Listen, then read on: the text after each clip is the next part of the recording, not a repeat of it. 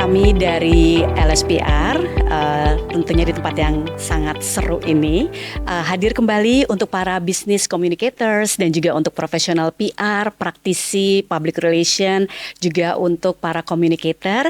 Senang sekali jumpa kembali bersama saya Vera Maki yang akan pada kesempatan ini berbincang-bincang dengan kolaborasi antara International Association Business Communicators atau IABC dan dengan VMCS, Vera Maki Communication and Social Impact, VMCS Podcast, dan tentunya dengan satu kolaborator yang super keren yang sangat saya kagumi, yaitu dengan LSPR Communication and Business Institute. Dan justru yang menjadi spesial pada kesempatan kali ini adalah narasumbernya yang langsung merupakan founder and CEO dari LSPR Communication and Business Institute, yaitu Dr. Honoris Causa Ibu Prita Kemal Gani, MBA, MCIPR, APR, and FIPR.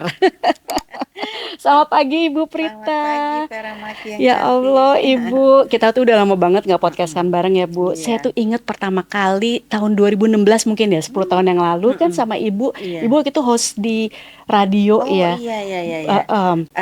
Brava Radio. Brava Itu, Radio. iya. Saya waktu itu datang diundang Ibu sebagai narasumber. Saat itu kita bicara banyak tentang komunikasi. Light FM. Light Untuk FM saya ya. PR Corner. PR Corner. Nah, di situ saya pertama kali, wow, ada seorang Ibu Prita yang selama ini hanya saya dengar gitu, tapi waktu itu bisa bertatap muka langsung dan berbincang-bincang. Sekarang gantian. Ibu yang jadi narasumber, saya yang menjadi hostnya. Terima kasih Vera atas undangannya. Iya Ibu, jadi kita mau berbincang-bincang nih Bu untuk perkembangan public relation tentunya dalam berbagai aspek. Yang pertama, kita akan masuk ke ranah kepemimpinan perempuan dikaitkan dengan personal branding dan juga dengan strategi komunikasi. Tentunya dengan bisnis. Banyak nih Bu cakupannya. Semuanya bertalian, ya? Semuanya bertalian. Yang pertama, Ibu Prita sebagai seorang pemimpin komunikasi dan public relation dan juga dalam dunia pendidikan. Bagaimana Ibu memandang personal branding yang tidak hanya sebagai memperkuatan citra diri, tapi juga strategi untuk mengembangkan bisnisnya Ibu Prita? Gini Vera, itu sebenarnya balik lagi ke prinsip kita orang Indonesia, tak kenal maka tak sayang, ya. Karena bisnis yang digeluti ini adalah bisnis pendidikan. Nah, tentu yang memegang peran pada pilihan anak-anak adalah orang tua. Jadi orang tua itu harus tahu siapa organisasi ini, siapa pemimpinnya, siapa dosennya, siapa manajemennya, bagaimana kampusnya gitu ya, apakah disiplin diterapkan gitu ya. Nah, apakah akhlak dan adab juga dijalankan di sini. Nah, itu penting sekali. Nah, jadi menurut saya personal branding itu penting, tapi yang the true personal branding dalam artian sebenarnya itu perilaku ataupun attitude yang sesungguhnya. Karena personal branding itu kalau hanya lapisan luar aja itu akan mudah sekali Luntur ya? luntur dan dideteksi. Jadi ibaratnya kalau kita bikin kue itu yang di atasnya kue itu dibuat dari icing sugar ya, jadi namanya pemanis. Jadi itu makanya pencitraan. Nah kemudian tapi walaupun itu pemanis, karena itu di bawahnya ada sponge cake, jadi itu a very nice combination, sponge cake dan icing sugar. Jadi ada rasanya dan ada manisnya. Mungkin kalau kita makan sponge cake aja terlalu manis, nggak apa, sponge cake aja nggak ada manisnya, nggak ada rasanya. Jadi memang personal branding itu ada attitude, juga ada manisnya juga, yang ada flavornya ya. Ada flavornya gitu. Baik, itu analogi yang bagus sekali sih apabila kita bicara mengenai kualitas. Tidak hanya kita bicara mengenai appearance atau physical appearance, tapi bagaimana the quality of the apa tuh Ibu, sponge cake yang ada icingnya gitu ya. Itu tentu lebih enak dilihat, tapi juga pada saat dilahap, pada saat dilihat secara quality juga bagus. Dan itu yang menentukan value atau harga. Ya, makanya kita suka ngeliat ada banyak makanan dengan harga yang berbeda-beda, dan kenapa walaupun harganya mahal, tapi tetap dipilih gitu ya. Mungkin bisa seperti itu juga ya Bu ya, untuk memilih pendidikan mana yang paling pas dalam bisnisnya Ibu Prita? Tentu Ibu personal branding ini juga ditujukan kepada para stakeholder ya Bu. Yes, Tadi ada orang tua karena decision untuk menentukan kampus itu juga orang tua memegang peranan penting, tidak hanya dari minat anaknya juga. Ya. Nah, Ibu bagaimana personal branding ini from time to time, karena kan ini sudah 32 tahun ya Bu. 33 tahun. 33 tahun this year, mempengaruhi decision makingnya Ibu dan bagaimana orang menerima semua keputusan-keputusan dari Bu Prita? Sebenarnya waktu LSPR masih belum terlalu besar, memang sometimes I have to make a sole decision karena semua orang itu membutuhkan guidance dari leadernya. Nah, tetapi begitu LSPR besar, udah punya beberapa fakultas, kemudian terdiri dari beberapa prodi dan juga beberapa konsentrasi sehingga besar sekali dan muridnya ribuan dan dosennya ratusan, stafnya juga ratusan, itu nggak bisa to make a sole decision. Nah, jadi berarti saya juga harus mendengar dari teman-teman, juga manajemen dari LSPR. Selain itu, saya juga harus mempunyai helicopter view. Jadi saya juga kadang-kadang harus berada di luar pandangan manajemen karena manajemen akademik di LSPR seperti rektor, wakil rektor, dekan, kaprodi itu mereka yang sehari-hari bertemu dengan student. Mereka sehari-hari mengalami ini kayaknya nggak bisa nih kalau kita kumpulkan nilai terus kemudian nilai dimasukkan di siakat bla bla bla gitu.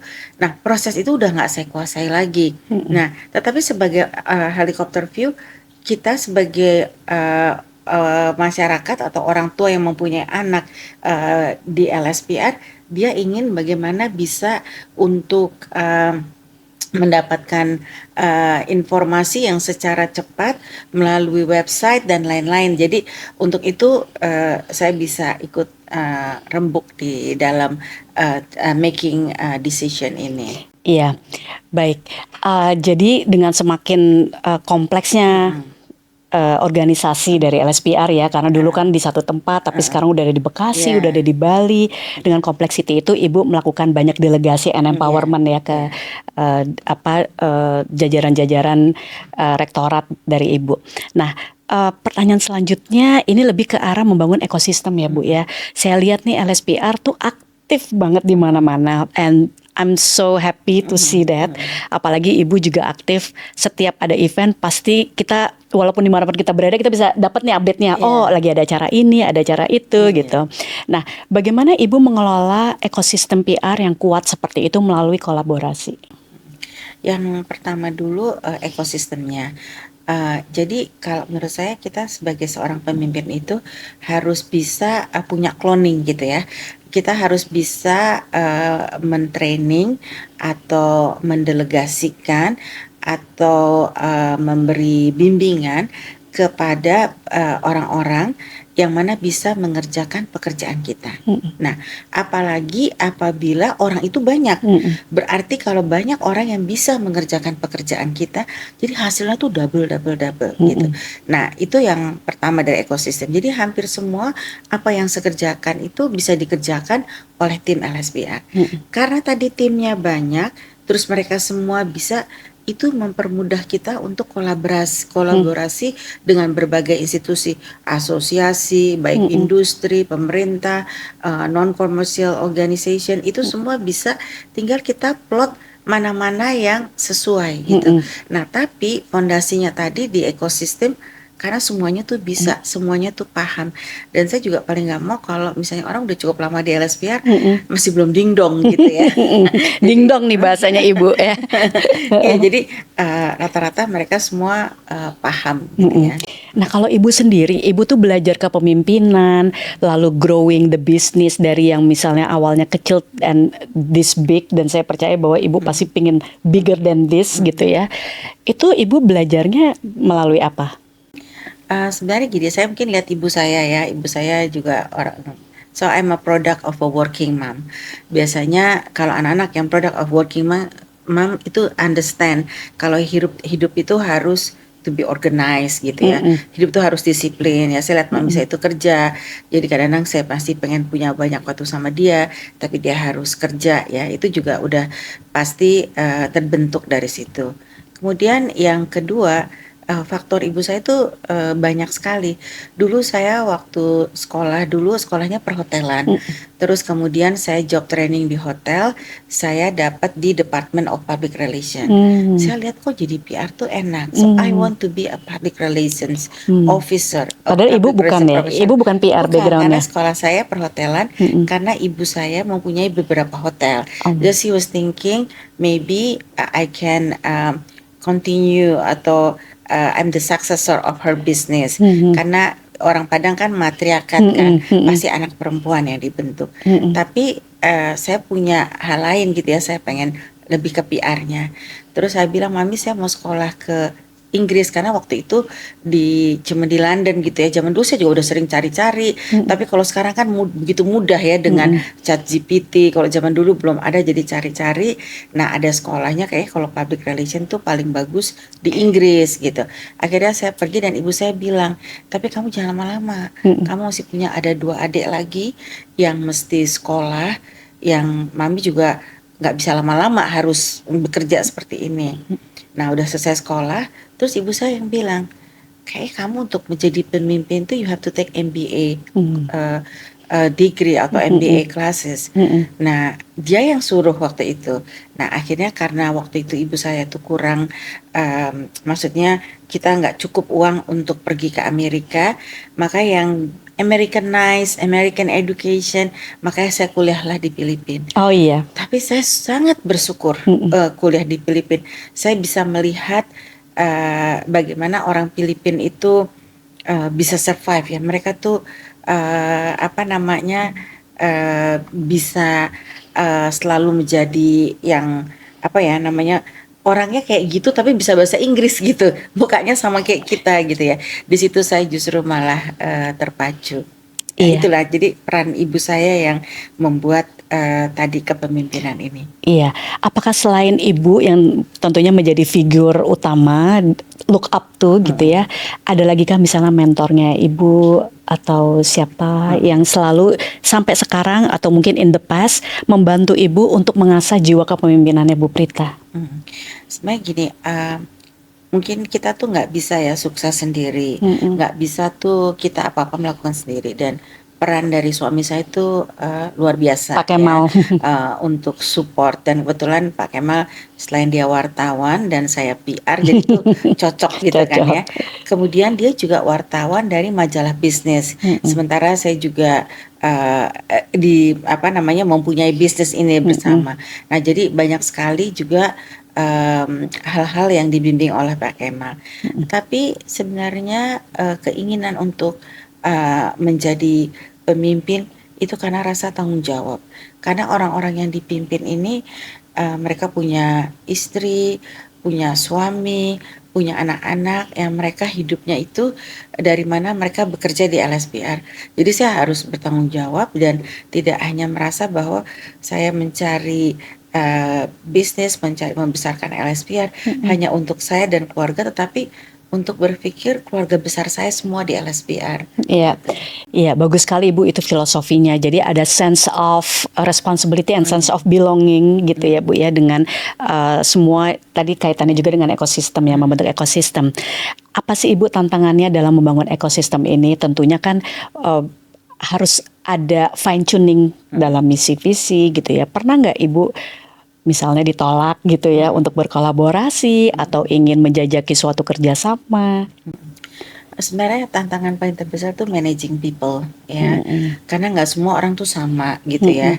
Kita aja kadang adik kakak nggak sama gitu ya. Jadi untuk mensamakan semua di manajemen, semua tim itu butuh kesabaran. Tetapi lagi blessing in disguise, kalau makin banyak yang ada perbedaan, makin kaya kita ini semua. Jadi harusnya kita seperti ini.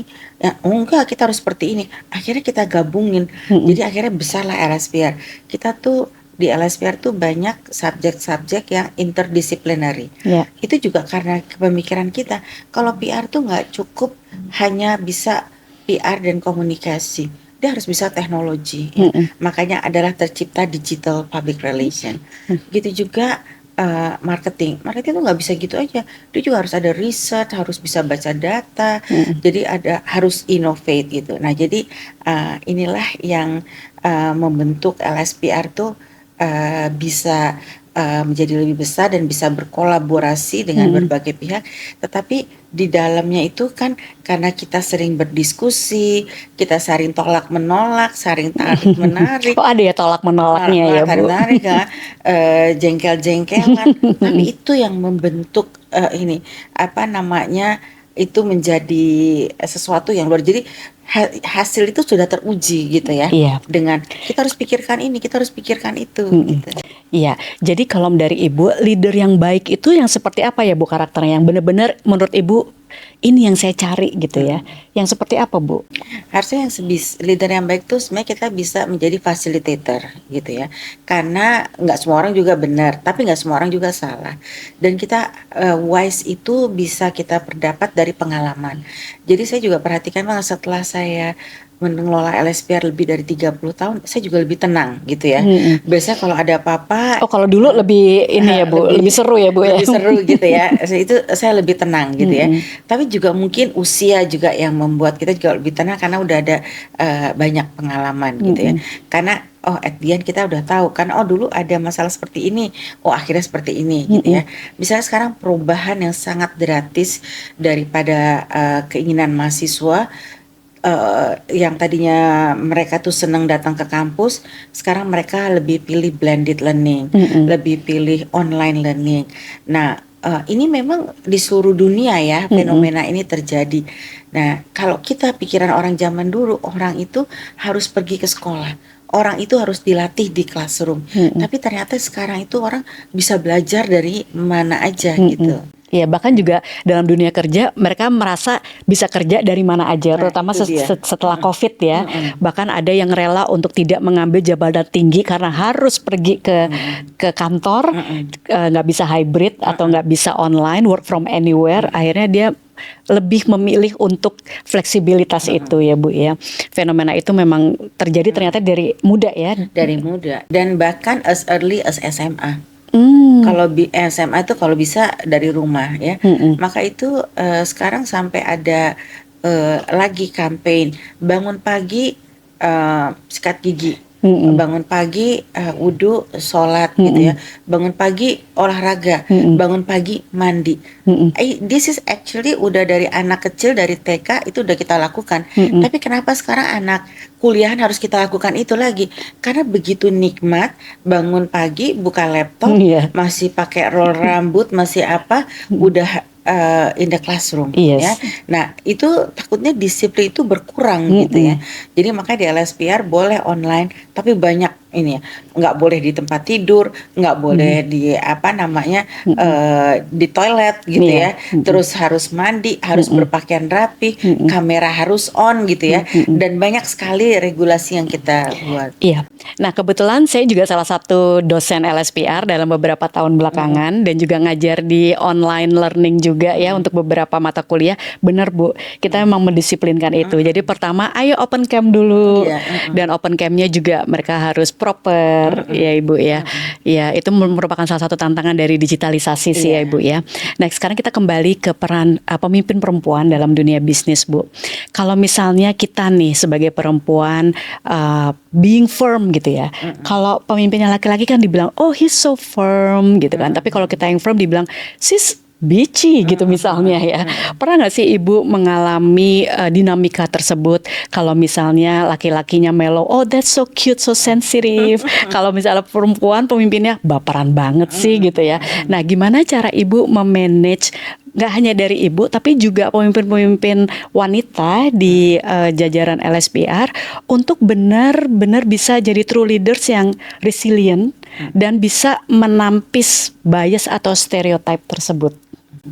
Iya sih, itu sebenarnya orang juga identik Mm-mm. dengan kalau pemimpin perempuan itu soft, lembut, segala macam. Tetapi sebenarnya kalau kita pelajari dari psychology thing atau kita buat riset, kebetulan saya pernah mewawancarai 169 pemimpin perempuan di Mm-mm. program Women on Top, dan Mm-mm. LSPR pernah meresearch ada 10 hal kesamaan dari perempuan-perempuan leader ini. Mm-mm. Salah satunya they have men inside, gitu Hmm, ya. iya. Jadi kita nggak cepet nangis, kita nggak cepet putus asa, dan kita nggak baperan, Mm-mm. dan kita nggak menggosip gitu. Mm-mm. Kalau mau apa mau sukses gitu Mm-mm. ya.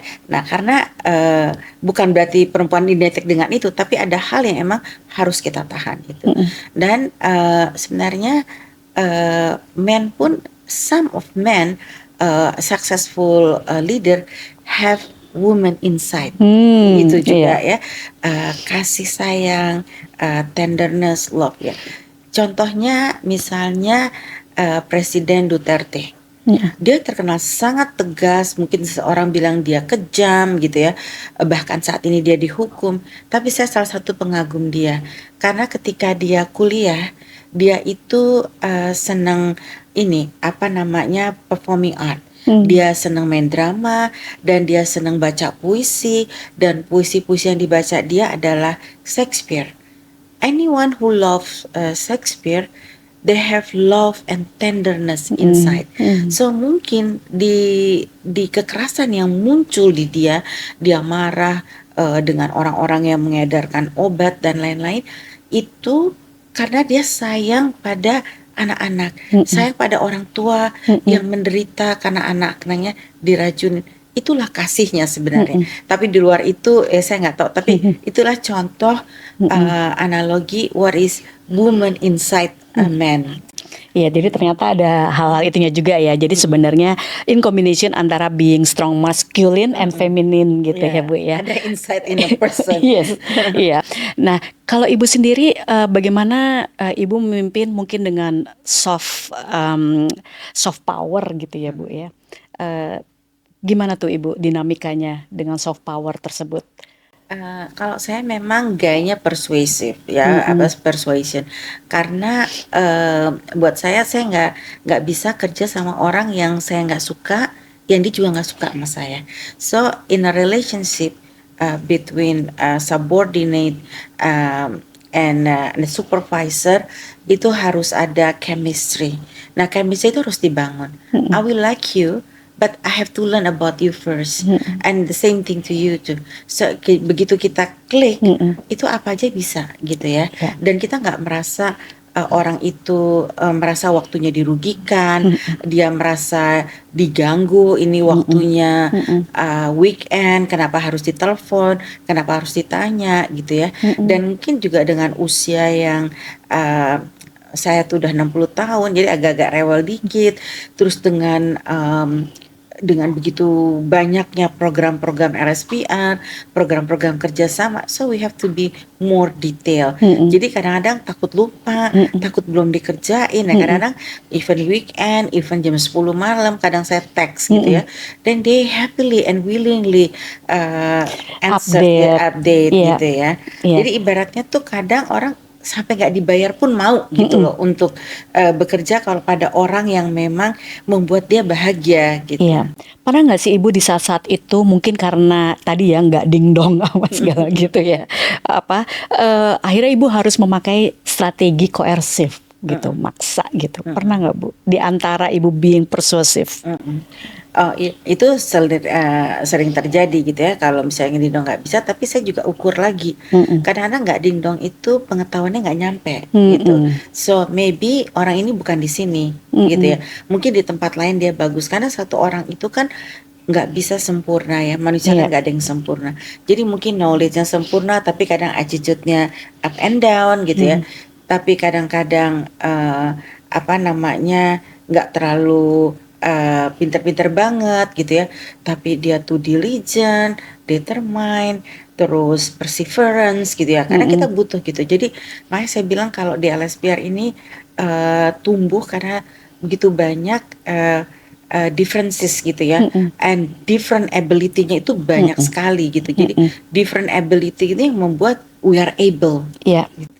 Nah, tadi Ibu sampaikan bahwa ini semakin berkembang, ada ratusan banyak timnya Ibu gitu ya, dengan berbagai macam point of view yang berbeda-beda dan juga dengan konflik yang sebenarnya itu memperkaya apabila difasilitasi dengan baik.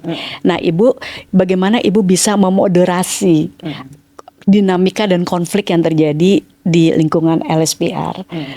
Caranya bagaimana, Ibu diemin aja ntar lama-lama redam atau memang sampai harus ditengahi?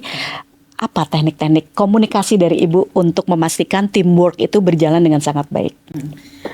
Pertama itu kita punya 10 pillars, itu nomor satu adalah respect. Jadi walaupun kadang-kadang different opinion, tapi we have to respect other opinion. Jadi itu nggak sampai yang hebat banget, itu satu. Tapi bukan berarti opinion itu stop sampai situ. We still need to grow dan test it. Opini siapa yang benar? Kadang banyak dari situ semua opininya tuh bagus gitu loh. Ya itu saya catat gitu. Maybe we don't do it now, we can do it later gitu. Or maybe we have to do this first and this one later gitu ya. Jadi itu. Kedua, kita juga harus fair. Is very difficult to be fair. Tuh, karena kita manusia tuh paling susah untuk berlaku adil gitu. Kadang-kadang aduh, lo nyape-nyapein gue aja nih gitu kan, karena suka ada gitu ya. Tapi fair tadi terus sama nurturing itu is also very important. Nurturing ya Bu ya. Nurturing itu harus sifatnya leader. Kalau mau jadi leader itu nomor satu dia harus punya ketahanan dan kemauan untuk nurturing. Itu ada kesabaran di situ. Terus kemudian yang ketiga tadi itu respect, terus kemudian nurturing, terus yang kayaknya juga collaboration. Jadi your opinion is right and my opinion is also right. Instead of we argue, why don't we collaborate? That is make it stronger. Dan banyak hal-hal itu tadi itu dari multidisiplin, interdisciplinary, bahkan kita punya transdisiplin. Saking tadi banyak gitu ya opini. Oh kita masuk gitu bisa. Gimana ya supaya akomodate dia punya ide? Ya udah kita masuk ini transdisiplin. Seperti hasil subjek dari Community Development Program itu adalah subjek dari transdisiplin karena masuk di situ semua ada PR-nya, ada organizing event-nya, ada leadership-nya, itu semua masuk di situ. Nah itu semua dari ide-ide yang kita ketemukan tadi. Nanti mereka juga harus punya tadi responsible, tanggung jawab. That is your idea, that is your opinion, and then now you prove it to all of us, not to me, that you can make it and your opinion and your idea is really more than worth it. Nah itu kita bahkan dapat award untuk community development. Begitu juga untuk crisis communication. Itu juga semua dari bentuk tadi itu rembukannya semua. Rembukan dan hot spices tadi juga. Iya.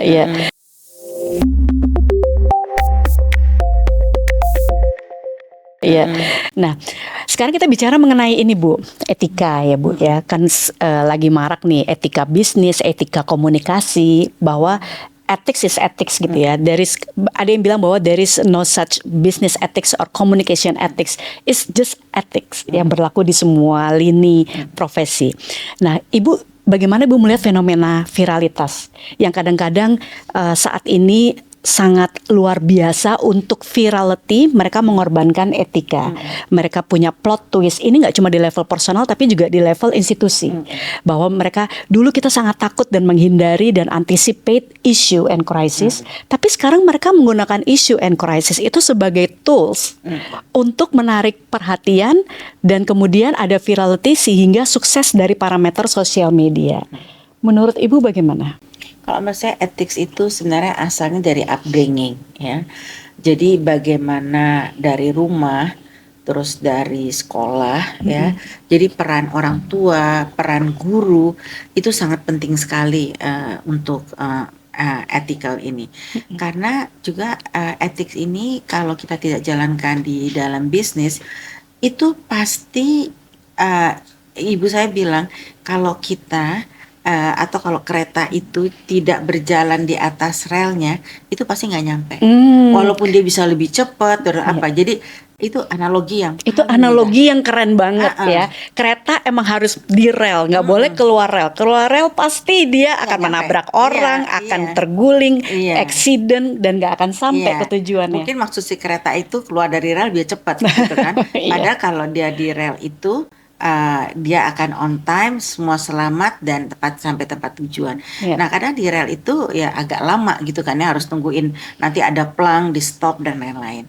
Nah, jadi nomor satu itu buat saya tuh upbringing dan peran kampus, peran sekolah, peran guru itu penting sekali. Jadi jadi guru itu juga harus yang mengajarkan tentang etika dan guru itu juga menjalani etika ya. Apalagi sekarang di zaman digital ini semua bisa main ambil plot dan Mm-mm. lain-lain. Dan kadang-kadang yang kita lihat itu sebenarnya is not true. Bahkan sebenarnya kalau mau being honest, what is in social media atau in Instagram, that not a real life gitu. Iya. Karena yang the real life yang benar yang susah, ya seperti kita mempersiapkan ini kan banyak gitu loh tahapannya. Nah itu yang juga yang unseen. Mm-mm. Nah yang unseen itu yang harus juga kita ajarin, yang harus kita Mm-mm. perlihatkan gitu. Iya. Seberapa toleran sih Ibu Prita terhadap hal-hal terkait etika? Mm-mm. Contohnya sekarang terkait dengan teknologi, dengan adanya large language model LLM Mm-mm. seperti ChatGPT contohnya dan Mm-mm. juga apps yang lain, tools yang lain. Bagaimana besarnya Ibu atau bagaimana tidak besarnya Ibu mentoleransi hal-hal yang terkait dengan pelanggaran etika karena menggunakan misalnya untuk apa namanya plagiarism yang Mm-mm. hal-hal seperti itu Bu dalam dunia pendidikan Mm-mm. LSPR. Ya, sebenarnya yang pertama ya, ChatGPT ini sangat menolong gitu ya. Tapi ChatGPT itu juga bilang, apakah Anda mau perlu informasi lagi? Apakah informasi ini sudah sesuai? Mm-mm. Nah, berarti dia aja punya etika. Iya Betul, kan, dia iya. nanya sudah sesuai belum gitu ya. Mm-mm. Kadang kita nanya apa gitu, dia tuh tanya lagi nih bedanya merek A sama merek B apa gitu ya. Terus dia tanya, maukah saya buatkan perbedaannya? Mm-mm. Terus dia di ujungnya tanya, apakah sudah sesuai atau kok mau lebih mendalam? Nah, Mm-mm. itu dengan etika. Kemudian yang kedua ya, dengan teknologi ini, misalnya ChatGPT, dia itu udah baca mungkin jutaan buku. Mm-mm. Ibu Prita paling berapa sih 100 buku lah dari kuliah Mm-mm. PR sampai MBA sampai jadi dosen paling saya baca ratusan buku gitu ya Mm-mm. tentang PR. Tapi kan kalah sama ChatGPT yang sudah baca jutaan buku PR. Jadi kita butuh ini. Mm-mm. Nah, tapi ChatGPT itu juga dia juga ada etiknya. Dia pasti bawahnya tulis sources Mm-mm. dari mana aja. Iya. Nah, masa kita nggak tulis sources dia dari mana? Nah, yang ketiga, kadang-kadang kita juga butuh dia hanya untuk ide aja. Mm-mm. Jadi kalau tadi Vera tanya mengenai seberapa toleran Mm-mm. apa namanya kejujuran tadi etikalnya nggak masalah. Prita and AI Mm-mm. misalnya hasil ini dibuat oleh Prita dan AI gitu ya Mm-mm. karena jangan sampai misalnya ada satu skrip yang kita buat begitu indah begitu bagus sekali tapi sebenarnya idenya dari kita yang kasih prompt terus kemudian ChatGPT atau AI buat sedemikian indah sampai detail skripnya terus kemudian kita bilang tuh hasil karya kita. It's not fair ya It's Bu not fair, ya. betul. Harusnya Prita and AI, Iya. Vera and AI. That is fair gitu. Iya, berarti memang rekognisi itu penting dan Mm-mm. acknowledgement dari mana Iya. kita mendapatkan semua ide-ide kita. Mm-mm. Makanya kalau dalam dunia pendidikan, reference is very important ya Iya. dalam membuat esai atau dalam final exam, mid Mm-mm. exam, bahkan yang finalnya tuh thesis ya. Iya. Jangan sampai kita kelupaan Citationnya itu citationnya ya. penting sekali ya Ibu. Mm-mm. Baik, sekarang kita bicara mengenai masa depan nih Ibu. Mm-mm. Ibu kira-kira nih dengan semua kesuksesan yang sudah Ibu miliki saat ini, apakah ada hal-hal lain sebagai seorang pemimpin perempuan dalam dunia PR yang ingin Ibu capai lagi mungkin dalam 3-5 tahun ke depan atau 10 tahun ke depan gitu mungkin Bu? saya tuh PR-nya banyak banget ya. Pertama, saya harus meregenerasi di LSPR gitu ya. Dan sekarang sudah anak saya Gina sudah mulai, dan juga kita sudah mulai menciptakan pemimpin-pemimpin muda di LSPR. Dekannya juga lebih muda gitu ya. Wakil rektor juga lebih muda gitu ya, umur 30-an udah jadi wakil rektor gitu ya. Nah, itu juga mereka lebih bisa mengejar ritme-ritme yang sebenarnya untuk yang usia seperti saya tuh udah agak sulit gitu ya. Nah, itu jadi PR saya di sini. Terus kemudian saya juga punya anak yang paling kecil, dia tuh autistik ya. Dan saya tuh ingin lebih banyak lagi anak-anak yang autistik tuh punya kesempatan untuk bisa mendapatkan pendidikan ya, karena pendidikan anak-anak berkebutuhan khusus ini masih masih sedikit karena gurunya sedikit Iya. yang untuk bisa, sehingga pendidikan ini menjadi mahal. Iya. Nah, untuk itu saya sedang mengerjakan di mana membuat fakultas untuk menghasilkan guru-guru berkebutuhan khusus. Kalau segi bisnis mungkin buat LSPR lebih mudah dan lebih bagus bisnisnya kalau buka fakultas hukum, fakultas psikologi, atau fakultas ekonomi development. Sekarang juga very important for business. Tapi kita lebih memilih untuk membuka fakultas untuk keterampilan khusus, khususnya untuk guru berkebutuhan khusus, karena jumlah anak-anak berkebutuhan khusus makin banyak, tapi gurunya nggak banyak. Dan juga profesi guru ini kayaknya nggak diminatin. Bahkan orang-orang yang udah sekolah guru udah tamat pengen jadi resepsionis, pengen jadi customer service, nggak ingin jadi guru gitu ya. Oleh sebab itu sekarang di LSPR nomor 1 di semester 1 itu tentang moral gitu ya. Itu penting sekali. Jadi keinginan untuk melakukan yang terbaik, keinginan untuk sharing itu ada di guru. Seperti Vera mau jadi dosen, dengan Vera sibuk, Vera udah punya usaha sendiri, Vera punya keluarga, punya suami, punya anak, but you still want to teach, not for the money, because you want to share. Yes, ada callingnya di situ. Calling. Nah, itu calling itu harus kita terus jaga, dan kita terus kembangkan gitu. Iya. Nah, kalau banyak orang yang seperti itu akan lebih bagus Indonesia gitu. Iya. Iya, saya setuju sih Bu, bahwa semuanya itu juga lihat dari calling ya, dan bagaimana Ibu tadi untuk mengelola ekosistem adalah mengajak semua yang punya calling serupa masuk ke dalam ekosistemnya LSPR. Iya, karena gak bisa juga maksa orang yang gak ada callingnya ke situ ya Bu ya. Jangan gitu. Jangan, iya. Akhirnya gak sabaran. Iya, benar Bu. Nah, ini satu terakhir, Ibu itu kan walaupun Ibu tadi bilang bahwa saya udah usia segini, tapi Ibu tetap terlihat sehat dan bugar, Bu. Terima kasih. Dengan semua aktivitas itu, almost every day you have an event gitu ya. Banyak juga saya dengar dari murid-murid secara positif mereka menyampaikan bahwa di sini tuh nggak habis-habis, mem gitu. Pasti ada event satu belum juga selesai udah harus ada event yang lain, which is I said it's good gitu, karena kamu tuh sedang ditempa gitu supaya nanti nggak lack of experience gitu. Nah, Ibu gimana sih Bu jaga ritme dan juga kesehatan Bu Prita supaya everyday bisa cantik fresh seperti ini? Everyday loh Bu, ini kita bicaranya Bu. Sebenarnya mensyukuri banyak hal itu nomor 1. Tapi yang kedua menurut saya sih mindset ya. Mindset supaya I'm able, itu paling penting sekali, karena I have responsibility. Terus terus ketiga, this life is just a temporary, so I want to make the most of my life and my time, and I want to dedicate my time, and I learned something is for me to dedicate ini to many people, and especially to those with me in LSPR, whether it's student, lectures or management, itu semua bisa. Jadi saya selalu belajar ya. Saya senang baca e-book, saya Mm-mm. senang lihat YouTube yang Iya. hal-hal tentang education, apalagi sekarang bisa lihat banyak dari Instagram ya Mm-mm. tentang hal-hal baru. Nah itu membuat uh, saya juga menjadi lebih semangat gitu. Iya, baik Ibu Prita, thank you. Termasuk salah satunya ya, Ibu sudah menyempatkan waktu untuk bersama saya dengan Vera Maki di sini, di mana kita ada kolaborasi podcast ini antara VMCS Podcast, Vera Maki Communication and Social Impact, dan juga dengan IABC. Sebenarnya Ibu tuh di sini sebagai distinguished advisor dari Iya, IABC iya, Indonesia. Cuma kadang-kadang saya mau colek Ibu, aduh Ibu sibuk banget gitu kan.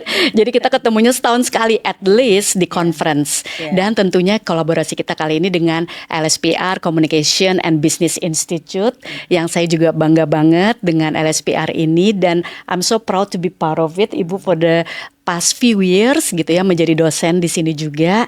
Anak-anaknya sangat luar biasa, Bu. They are talented, sopan tadi Ibu dengan akhlak dan adabnya, masih salim loh kalau ketemu di kelas gitu. Itu sesuatu yang rare gitu ya, terutama untuk sekolah LSPR yang memang open minded ya, anak-anaknya open minded, lalu juga sangat modern tapi tetap juga santun gitu, Bu. So I'm so proud and very happy dengan anak-anak itu yang intinya misinya Ibu tuh tercapai, Bu, gitu. Untuk membina anak-anak ini tidak hanya secara quality bagus tapi secara unggah-ungguh attitude juga bagus gitu, Bu. Nah, ini adalah bagian dari rangkaian roadshow to IBC Indonesia Conference and Awards. Insya Allah Ibu nanti bisa hadir ya, Bu ya. Acaranya nanti di bulan Oktober, di mana Ibu for the past 2 years Ibu selalu hadir sebagai speaker dan juga very supportive gitu ya terhadap program kita. So it's a real real example of the collaboration, building ecosystem yang tadi Ibu Prita sudah sampaikan. So it's not only a lip service, tapi ini memang benar-benar secara nyata dilaksanakan oleh Ibu Prita. Konsistensi itu tadi ya Ibu ya. Saya sangat kagum dengan konsistensinya dari Ibu Prita, energinya yang luar biasa Ibu. I'm so happy to have you here. Dan dengan demikian kita tanya Ibu Prita untuk last words. Apa Ibu last words untuk teman-teman dari business communicators, dari juga professional communication, apa Ibu yang mau disampaikan? Apa ya, mungkin menurut saya sebenarnya kalau kita mau sukses itu di dalam segala bidang, kita tuh berusaha untuk menyukai orang ya. Kalau kita suka orang dan orang juga akan menyukai kita. Kalau ada chemistry, so we become a likable person. So likable person itu will be a chosen people, and it's very nice to become a chosen people. Oke, itu adalah tips manjur dari Ibu Prita khusus disampaikan di podcast kita pada kesempatan kali ini. Terima kasih sudah hadir bersama kita semua dan tunggu di podcast-podcast kolaboratif selanjutnya dari IBC, VMCS, dan tentunya dari LSPR Communication and Business Institute. Terima kasih Ibu Prita.